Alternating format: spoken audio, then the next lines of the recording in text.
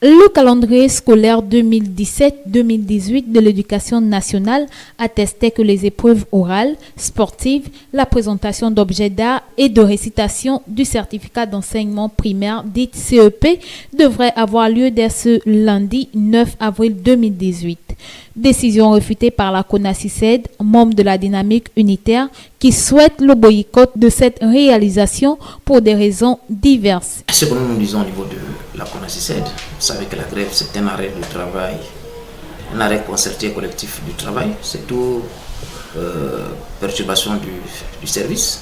Tant entendu que la CONACYCED est membre de Dynamique unitaire et que Dynamique unitaire est en grève générale depuis le 12 mars, il n'y a pas de raison que les enseignants dignes de ce nom, qui savent très bien que les mesures uniques contenues dans l'ordonnance du ministre de la fonction publique, puissent se mettre au travail pour faire passer ces épreuves pratiques du certificat d'études primaires.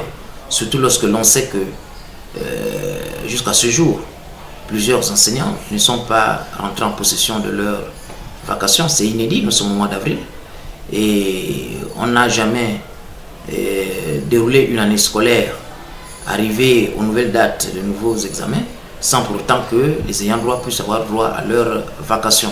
Rien que pour cette raison, les enseignants ne devaient pas accepter, devaient boycotter, parce que la CONACYCED a appelé au boycott donc, des épreuves pratiques du CEP, à juste titre, parce que le gouvernement n'a pas honoré à ses engagements. Malheureusement, sur le terrain, la contradiction est effective car le souhait, sinon l'appel de la dynamique unitaire au boycott de ce calendrier scolaire n'est pas respecté par bon nombre d'établissements, à l'instar de l'école publique du PK8-1 qui a au contraire suivi les étapes du ministère de l'Éducation nationale. D'abord, nous sommes à la circonscription scolaire Libreville Sud, et donc notamment à la zone 4, où je suis responsable de la zone.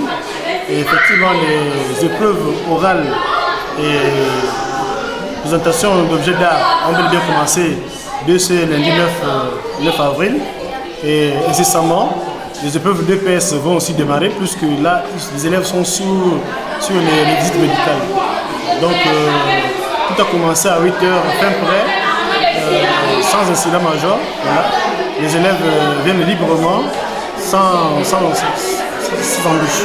Ces ajustements devraient-ils emmener le Gabonais lambda à s'interroger sur la collaboration actuelle de la communication ou encore du leadership entre les syndicats de l'éducation nationale et les enseignants, autrement dit les établissements publics de la place? Affaire à suivre.